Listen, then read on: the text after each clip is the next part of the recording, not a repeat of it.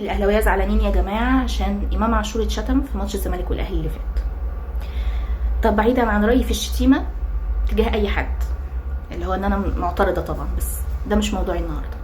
لما حضرتك بتتضايق قوي كده بتعمل الموضوع ده ليه؟ عملته مع شيكابالا ليه؟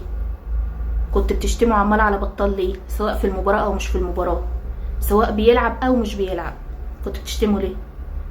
وصفتوه انه الميت ليه؟ خدتوا كلب ووديتوه المقابر وعليه اسمه ليه؟ ها؟ شككتوا في نسب ابنه ليه؟ لما حضرتكم بتتضايقوا، ها؟ مين اللي ابتدع الموضوع؟ مش انتوا؟ دلوقتي زعلانين عشان امام عاشور بقى منكم دلوقتي؟ ما تردوا. انا اعرف اللي يعني يتضايق من حاجه ما يعملهاش. هتقولوا لي طبعا شيكابالا كان بيستفزنا. والله بيستفزكم؟ طب ما امام عاشور بيستفزنا لما عمل البالونه البيضه اللي سبحان الله ساب كل الوان الدنيا ومسك في البيضه. ها؟ كان قصده مين؟ خياله؟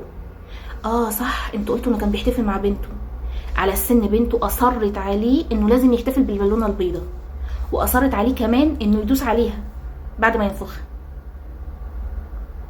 مش فاهماكوا الصراحه، بجد مش فاهماكوا. انتوا بتعملوا الشيء وعكسه، ويا ريتكوا يعني بتعترفوا بيه. لا، انتوا صحراء، يعني مستنيين مننا ان احنا عادي انتوا تعملوا براحتكم واحنا لا. مش امام عاشور ده اللي شتمكم؟ وقعدتوا تقولوا ان ده عيل قليل الادب ولازم يتربى. ايه؟ اتغيرتوا فجأة عشان بقى يلعب عندكم، صح؟ لو كان امام عاشور عمل كده عندنا وطلع بالونه حمراء كنتوا هتعملوا ايه؟ اقسم بالله كانت الدنيا هتتهد وما هتقعد. عارفين ليه؟ عشان انتوا بوشين.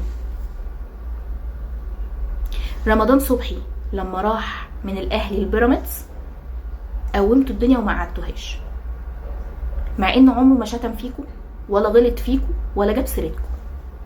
كنتوا كل ماتش مع بيراميدز بتشتموه على النقيض تماما. بن شرقي راح عندكم شتمناه؟ ما شتمناهوش. عارفين ليه؟ عشان هو محترم واحنا محترمين. احنا بنغلط في اللي غلط فينا، واحنا عارفين كويس قوي ان امام عاشور غلط فينا، وكل مره يلقح علينا سواء بتصريحات او بحركات زي البالونه كده. فياريت بس الناس اللي بوشين دول تهدى شويه بجد والله. انا ما عنديش مشكله ان يبقى عندك راي معين، بس تفضل عليه ما تغيروش.